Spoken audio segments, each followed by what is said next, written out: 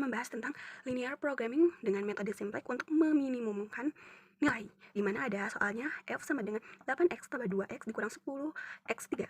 Kendalanya ada x1 ditambah x2 dikurang 3x3 kurang dari 6, 4x dikurang x2 ditambah 2x2 kurang dari 7, dan kendala non negatifnya ada di x1, x2, x3 lebih dari 0. Penyelesaiannya, untuk penyelesaian pertama, kita harus tentukan variabel select dulu, di mana z sama dengan 8x tambah 2x2 dikurang 10x3 sama dengan 0, x1 tambah x2 dikurang 3x3 sama dengan 6, 4x1 dikurang x2 ditambah 2x3 sama dengan 7. Yaitu, kita bisa simpulkan jadi z dikurang 8, x1 dikurang 2x2 ditambah 10x3 ditambah 0, s1 ditambah 0, s2 sama dengan 0. S1, x1 ditambah x2 dikurang 3x3 ditambah 1, s1 ditambah 0, x2 sama dengan 6. S2, 4x1 dikurang x2 ditambah 2x3 ditambah 0, x1 ditambah 1, s2 sama dengan 7.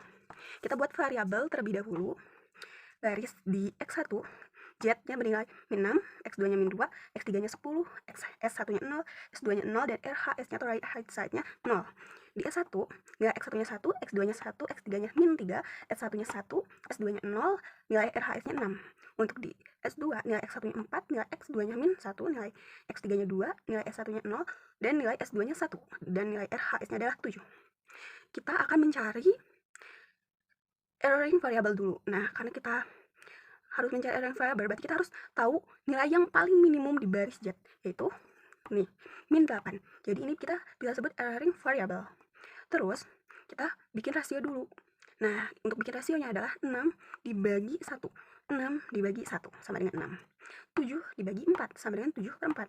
Karena rasio yang paling terkecil kita dapat di 7/4. Jadi variabel kuncinya ada di 4. Jadi kita buat 4 ini menjadi 1 dan 1 menjadi 0, 2 min 8 menjadi 0, angka 0 juga. Oke. Sebelum kita mulai memasukin, kita harus menghitung dulu operasi baris dasar, di mana S2 sama dengan 1/4 dikali S2. Karena 1/4 dikali 4 itu kan 1, jadi kita ketemu hasilnya 1. Terus S1-nya itu sama dengan S1 dikurang S2. Nah, S1-nya kan 1 dikurang S2-nya kan nanti hasilnya di 1, jadi 1 kurang 1 sama dengan 0. Z-nya itu ada di min 8 ditambah 8 dikali S2 aksen, dimana nanti 8 min 8 ditambah 8 sama dengan 0 dikali 1 sama dengan 0. Nah, ini untuk kelanjutan atau perhitungan nilainya, dimana baris pertama ada di S2 aksen. X1-nya yaitu 1/4 dikali 4 sama dengan 1, X2-nya 1/4 dikali min 1 sama dengan min 1/4, X3-nya 1/4 dikali 2 sama dengan 1/2, S1-nya 1/4 dikali 0 sama dengan 0, S2-nya 1/4 dikali 0 sama dengan 0, RHS-nya 7 dikali 1/4 sama dengan 7/4. Terus lanjut kita ke S1 aksen, di mana nilai X1 sama dengan 1/1, 1 kurang 1 sama dengan 0, X2-nya 1 kurang 1/4 sama dengan 5/4, X3-nya min 3 dikurang 1 sama dengan 4 atau sama dengan min 4, S1-nya 1 dikurang 0 sama dengan 1, S2-nya 0 dikurang 2 sama dengan 0, RHS-nya 6 dikurang 7/4 sama dengan 17/4, dan kita ke fungsi Z, di mana X1-nya min 8 tambah 8 kali 1, 0, min 2, di X2-nya min 2 tambah 8 dikali 1/4 sama dengan 4, di X3-nya 10 tambah 8 dikali 1/2 sama dengan 14, S1-nya 0 tambah 8 dikali 1 sama dengan 8, di S2-nya 0 tambah 8 dikali 0 sama dengan 0, RHS-nya 0 tambah 8 dikali 7/4 sama dengan 14.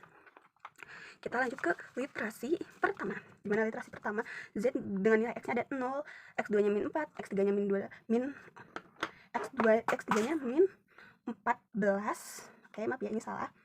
Min 14. S1-nya sama dengan 8, S2-nya 0, dan RHS-nya 4. Terus untuk fungsi S1, di mana X1-nya bernilai 0, S2-nya bernilai 5/4, X3-nya bernilai 4, S1-nya bernilai 0, dan S2-nya bernilai 0, dan RHS-nya bernilai 17/4. Terus di S2 aksen, di mana X1-nya bernilai 1, X2-nya bernilai min 1/4, X3-nya bernilai 1/2, S1-nya bernilai 0, X2-nya bernilai 0, dan RHS-nya bernilai 1/4. Kita cari lagi erroring variabelnya. Erroring variabel di sini karena di sini fungsi Z masih ada min, masih ada minus 4, jadi kita harus mengkaji lagi iterasinya, di mana nilai paling minimum itu ada di min 4. Oke, di kolom 4 berarti ini ada erroring variable. Berarti kita buat rasio 17/4 dibagi 5/4 sama dengan 17/5. Terus 7/4 dibagi 1/4 sama dengan 7. Kita cari rasio terkecilnya itu ada di sini. Oke, jadi kuncinya ada di 5/4. Lanjut kita untuk buat operasi baris dasar, di mana kita mau mengambil 5/4 itu menjadi 1 dan min 1/4 menjadi 0, min 4 menjadi 0, di mana X1 double aksen sama dengan 5/4 dikali S1. S1 nya itu adalah 5/4, jadi 4/5 nanti dikali 5/4 sama dengan 1. Z nya itu ada di Z tambah 4 dikali 1. Z itu min 4 ditambah 4 sama dengan 0 dikali 1 sama dengan 0.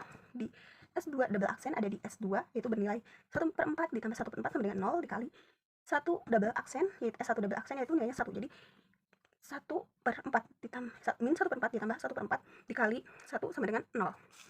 Nah, ini baris hitungannya di sini, di mana baris S1 double aksen, X1 nya 4/5 dikali 0, X2 nya 4/5 dikali 5/4 sama dengan 1, 3, di X3 nya tuh 4/5 dikali 4 sama dengan 16/5, di S1 nya 4/5 dikali 1 sama dengan 4/5, S2 nya 4/5 dikali 0 sama dengan 0, di RHS nya ada 4/5 dikali 17/4 sama dengan 17/5.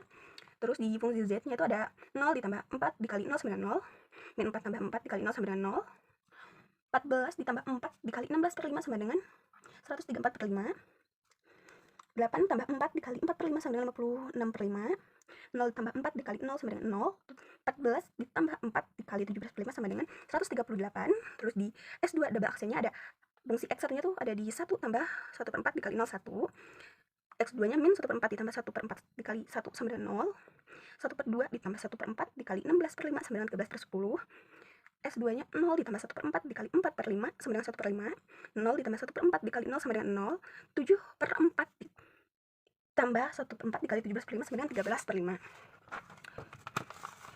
Kita buat tabel literasi kedua, di mana baris sudah ditentukan, yaitu di fungsi Z X1 nya 0, 2, 134, 5, 6, 0, dan 138/5. Di S2 nya atau X1 nya itu 0, 1, 16/5, 4/5, 0, 17/5. Di S2 nya ada X2, di S double 2 atau di X2 nya ada 1, 0, 13/10, 1/5, 0, dan 13/5. Karena di fungsi Z nya sudah tidak ada lagi koefisien yang bernilai negatif atau sudah semuanya non negatif, jadi solusi optimalnya ada di X 17/5, X2 13/5, Z nya itu sama dengan 135/5 atau bisa dibulatkan dengan 26,7. Mungkin cukup sekian yang